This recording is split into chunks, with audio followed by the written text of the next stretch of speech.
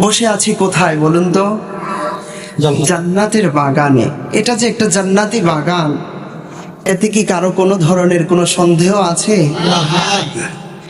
জান্নাতের বাগানে যারা বসে এরা প্রত্যেকে জান্নাতি মেহমান, জান্নাতি মানুষ। এ কথাটা কি আমার বানানো কথা নাকি রাসূলের কথা? তবে এই জান্নাতের বাগানে বসার কিছু আদব আছে। শ্রোতা হয়ে যিনি বসবেন তারও কিছু আদব মেনটেন করতে হয়। যিনি বক্তা হয়ে এখানে বক্তব্য রাখবেন তিনারও কিছু আদব আছে নাকি নাই? আমি ইচ্ছা মতো কথা বলতেই থাকলাম, এতে করে কার কষ্ট হচ্ছে, কে আমার আলোচনা নিতে পারতেছে, কে নিতে পারতেছে না, সেই দিকে আমার কোনো খেয়াল নাই। এটা কি চলবে? এটা আদবেরও বিষয় আছে। এসেছি আমরা আলেম ওলামাদের সুহবতে। আলেম ওলামার সুহবতে বসার অনেক ফজিলত আছে। আল্লাহর নবী আজ থেকে ১৫০০ বছর পূর্বে তার আপন উম্মতদেরকে মেসেজ দিয়েছেন, আমার উম্মতেরা, এই পৃথিবীতে কিছু জান্নাতের বাগান আছে, সেই বাগানে তোমরা বসবে, সেখান থেকে জান্নাতি ফল তোমরা ভক্ষণ করবে। সুবহানাল্লাহ। সাহাবীরা প্রশ্ন করল, ইয়া রাসূলুল্লাহ, জান্নাতের বাগানটা কি? সেই বাগানের ফলই বা কি? আল্লাহর নবী জবাব দিলেন, মাজালিসুল যিকর, মাজালিসুল কুরআন, বাইতুল্লাহ, মাজালিসুল উলামা, হিয়া রাউদাতুম মিন রিয়াদিল জান্নাহ। আল্লাহু আকবার। নবী আমার আল্লাহর উম্মত, এই পৃথিবীতে কোরআনের মজলিস, জিকিরের মজলিস, আলেম ওলামাদের মজলিস, এইগুলো দুনিয়ার কোনো সাধারণ মজলিস নয়, সাধারণ কোনো অনুষ্ঠান নয়। এইগুলো হচ্ছে জান্নাতি মজলিস। ওই মজলিসে যারা বসে যায় আল্লাহ পাক রব্বুল আলামিন তাদেরকে 3টা ভিআইপি পুরস্কার দান করেন। তাদের জীবনের গুনাহগারগুলো ডিলিট হয়ে যায়। আল্লাহ পাক রব্বুল আলামিন ওই বান্দাদেরকে তার প্রিয় বান্দা হিসাবে কবুল করে নেয়। আরেকটি পুরস্কার হচ্ছে ওই বান্দাদের জন্য জান্নাতের দরজাটা ওপেন হয়ে যায়। জান্নাত কোথায়? জান্নাত কি দুনিয়ায়? জান্নাত কোথায় জানেন? আইন্দা সিদরাতিল মুনতাহা,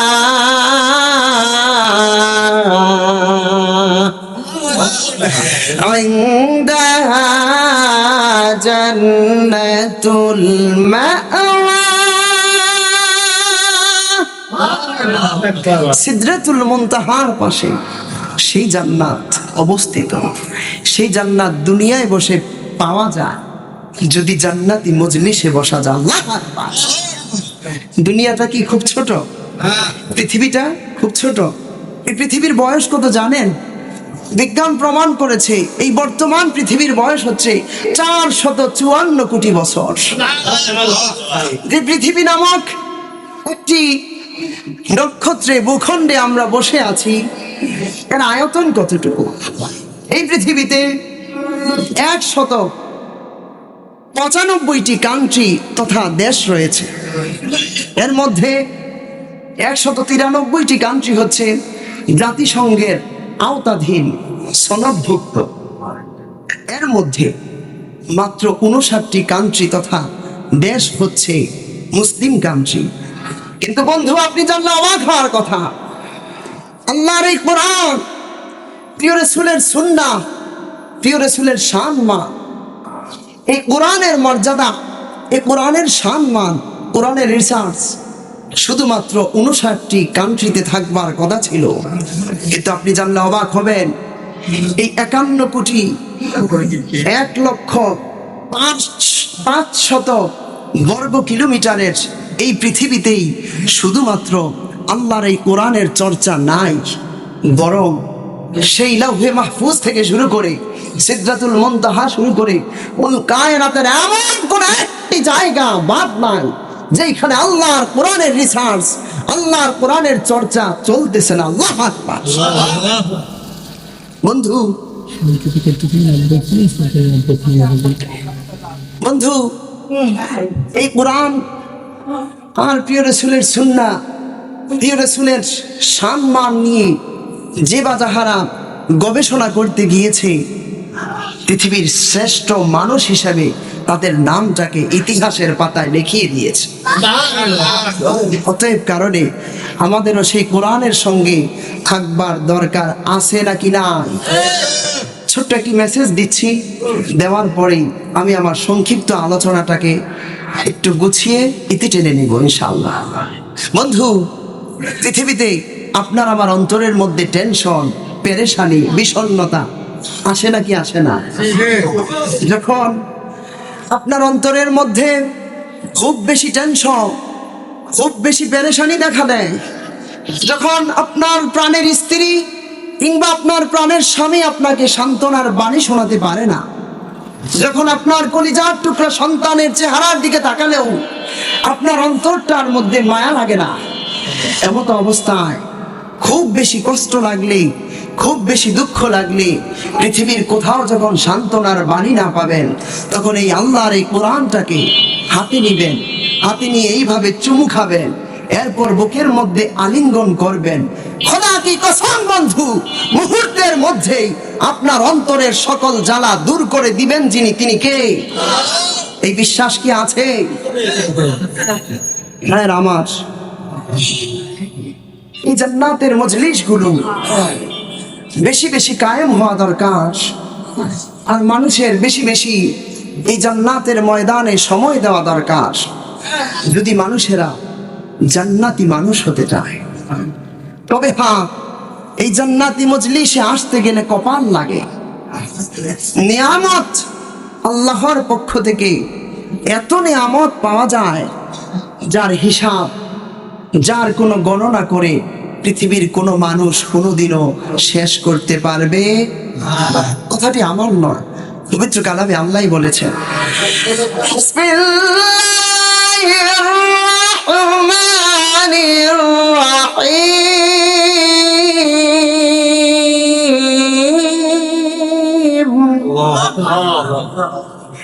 ওয়া ইন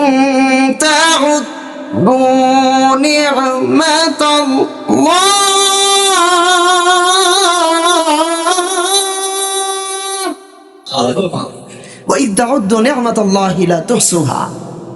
আল্লাহ পাক বলেন, বান্দা, তোমাদেরকে আমি আল্লাহ যে নিয়ামত দিয়েছি, এই নিয়ামতের গণনা কঠিন কালেও তোমরা হিসাব করতে পারবে না।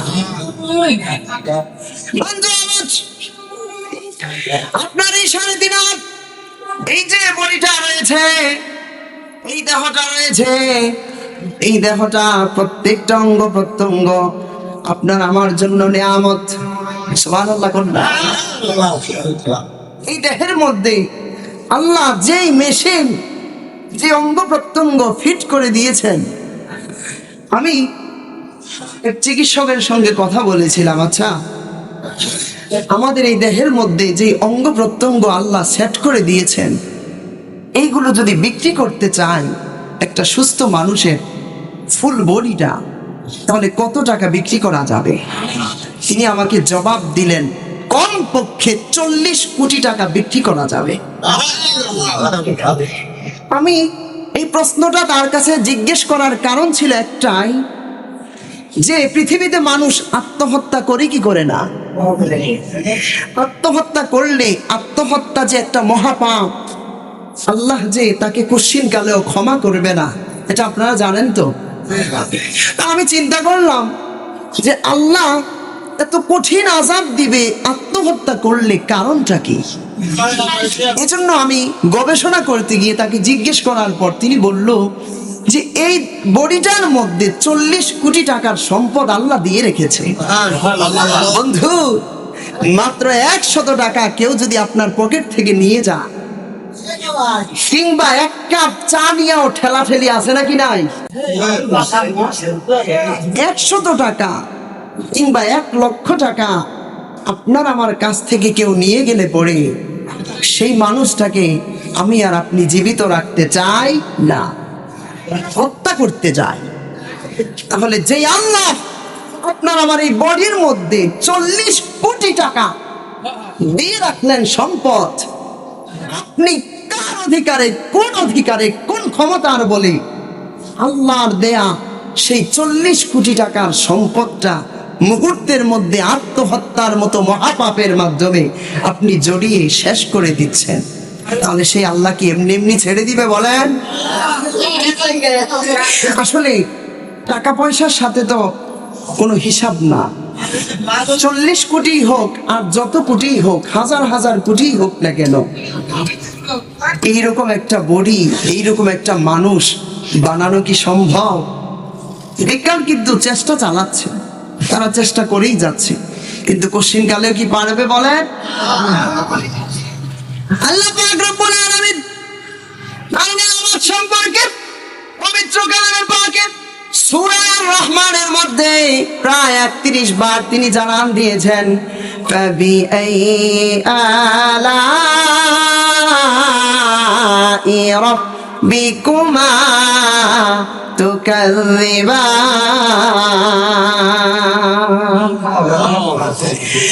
রব্বে কারীম আল্লাহ সুবহানাহু ওয়া তাআলা তার প্রিয় বান্দা বান্দীদেরকে উদ্দেশ্য করে বললেন, ও জিন জাতি আর মানব জাতি তোমরা যারা আছো, বলো তো দেখি আমি আল্লাহ পাকের কোন কোন নিয়ামতটাকে তোমরা অস্বীকার করবে?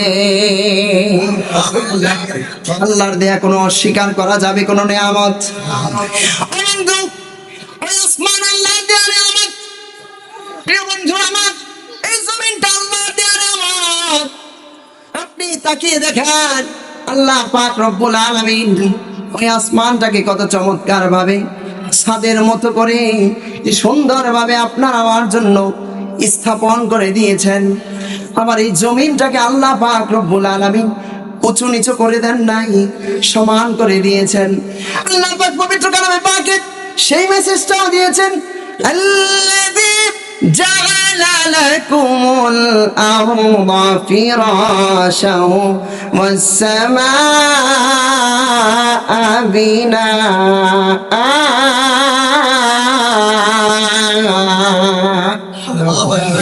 আল্লাহ বলতেছেন আমি জমিনটাকে মানুষের জন্য বিছানার মতো করে সমান করে দিয়েছি।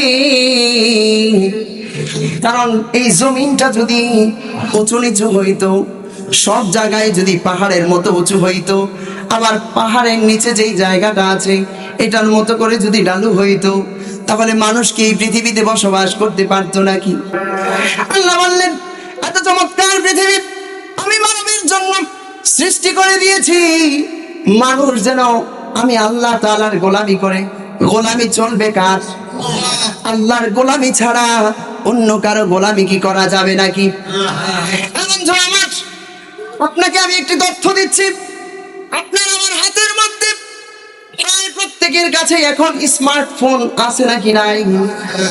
স্মার্টফোনের মধ্যে ভাইব্রেশন ওপেন করলে, ভাইব্রেশন চালু করলে দেখবেন আপনার আমারও যেই মোবাইল ফোনটা আছে, এই মোবাইল ফোনটা যদি এই টেবিলের উপরে রাখা হয়, মুহূর্তের মধ্যে কাঁপতে কাঁপতে কাঁপতে কাঁপতে জমিনে পড়ে যাবে, ঠিক কিনা? আল্লাহ পাক রব্বুল আলামিন যেই দিন এই পৃথিবী নামক এই ভূখণ্ডকে সৃষ্টি করলেন, সেই দিন ঠিক তেমনি ভাবেই এই পৃথিবীটাও ভাইব্রেশন দেওয়া শুরু করে দিয়েছে, এই পৃথিবীটাও কাঁপতে শুরু করে দিয়েছে, এই পৃথিবীটা অস্থির হয়ে গিয়েছে। আল্লাহ পাক রব্বুল আলামিন এই অস্থির পৃথিবীটাকে স্থির করবার জন্য এই পৃথিবীর মধ্যে যত পাহাড় আছে প্রত্যেকটা পাহাড়কে আল্লাহ পাক রব্বুল আলামিন প্যারাগের মতো করে স্থাপন করে দিয়েছে। যখন আল্লাহ পাক রব্বুল আলামিন এই পাহাড়গুলোকে স্থাপন করে দিলেন, কি হিমালয় পর্বত বলেন কিংবা আপনার আমার বাড়ির আশেপাশে বাংলাদেশেই তো কত পাহাড় আছে, আছে নাকি নাই? বন্ধু, আমাদের কুমিল্লাতে লালমাই পাহাড় বড় বিখ্যাত পাহাড়, আপনারাও মনে হয় এই নাম শুনেছেন।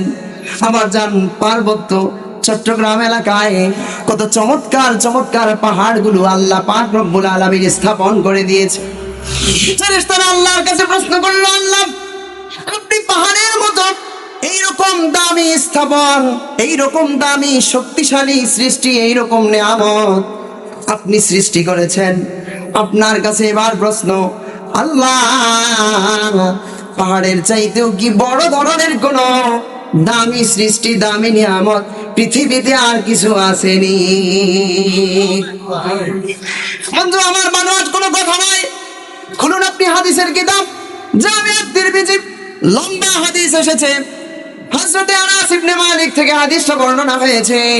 প্রিয় রাসূল বলেছেন, লাম্মা খালাকাল্লাহুল আরদা জালাত তামিদু ফাখলাকাল জিবালা ফাআদা বিহা আলাইহা ফাস্তাকরাত ফাজিবাতিল মালায়েকাতু মিন শিদ্দাতিল জিবাল ক্বালু ইয়া রাব্বি হাল মিন খালকিকা শাইউন আশাদ্দু মিনাল জিবাল ওয়ালা নাআমিল হাদিদ قالوا يا ربي فهل من خلقك شيء أشد من الحديد قال نعم النار فقالوا يا ربي فهل من خلقك شيء أشد من النار قال نعم الماء قالوا يا ربي فهل من خلقك شيء أشد من الماء قال نعم الريح فقالوا يا ربي فهل من خلقك شيء أشد من الريح قال نعم ابن آدم قال نعم ابن آدم تصدق بصدقة بيمينها يخفيها من شماله رواه الترمذي أو كما قال عليه الصلاة والسلام। লম্বা হাদিসের মধ্যে ফেরেশতারা আল্লাহর কাছে প্রশ্ন করল, আল্লাহ পাহাড়ের চাইতেও কি বড় ধরনের কোন দামি নিয়ামত আছে নাকি নাই? আল্লাহ পাক জবাব দিলেন, আছে, আর ওটার নাম হচ্ছে লোহা। আপনি যান দেখেন, যারা মক্কা মদিনায় হজ করেছেন, উহুদ পাহাড় বলেন, বিভিন্ন পাহাড়, এই বিশাল উঁচু উঁচু পাহাড়গুলোকে কেটে কেটে রাস্তা তৈরি করা হয়েছে। কোদাল বলেন, দা বলেন, সবকিছু সৃষ্টি হয়েছে কি দিয়া? লোহা দিয়া। কি দিয়া? তার মানে বোঝা গেল পাহাড়ের চাইতে দামি সৃষ্টি হচ্ছে লোহা। এবার ফেরেশতারা প্রশ্ন করে, আল্লাহ লোহার চাইতেও কি কোনো দামি সৃষ্টি আছে আপনার? আল্লাহ জবাব দিলেন, আছে, আর ওটার নাম হচ্ছে আগুন। লোহাটাকে ছেড়ে দেন আগুনের মধ্যে, মুহূর্তের মধ্যে গলিয়ে একেবারে পানির মতো করে দিবা। এবার ফেরেশতারা প্রশ্ন করে, আল্লাহ আগুনের চাইতেও কি বড় কোন নিয়ামত আপনার সৃষ্টির মধ্যে থাকতে পারে নাকি? আল্লাহ পাক জবাব দেয়, ওরে আমার ফেরেশতারা, আমার সৃষ্টির যেই বিশালতা এতই ছোট না, আমার সৃষ্টির মধ্যে তো আরো বহু সৃষ্টি আছে। আর আগুনের চাইতেও বড় দামি নিয়ামত হচ্ছে এই পৃথিবীতে যে পানি আছে, ওই পানি।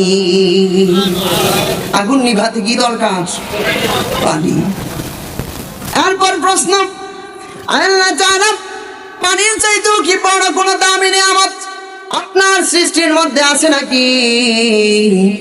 আল্লাহ পাক জবাব দেয়, হ্যাঁ আছে, আর ওইটার নাম হচ্ছে বাতাস।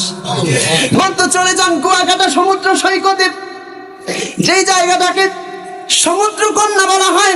গেছেন নাকি আপনারা? আপনাদের থেকে তো কাছেই। কুয়াকাটা সমুদ্র সৈকতে চলে যাবেন, সেইখানে দেখতে পাবেন কয়েক কিলোমিটার দূর থেকে কি পাহাড়ের মতো করে উঁচু উঁচু উঁচু উঁচু ঢেউগুলো আপনার সামনের দিকে আসতেছে। এই যে পানি হেলতেছে, দুলতেছে, কিসের সাহায্যে বলেন? বাতাসের সাহায্যে। আবার শুধু তাই না বন্ধু, এই বাতাস দিয়ে এই জমিনের পানিগুলো টাঙ্কির মাধ্যমে আবার উপরে টেনে আনা হয়। আমার ফেরেশতারা প্রশ্ন করে, আল্লাহ বাতাস যদি এত দামি সৃষ্টি হয়, এর চাইতেও কি কোনো দামি সৃষ্টি আপনার সৃষ্টির মধ্যে আছে নাকি? আমরা একটু জানতে চাই। আল্লাহ বলে, অবশ্যই রয়েছে, আর এর নাম হচ্ছে বনি আদম, মানুষ। বন্ধু, আপনাকে আমাকে কত নেয়ামত, কত দামি আল্লাহ পৃথিবীতে করে দিয়েছেন।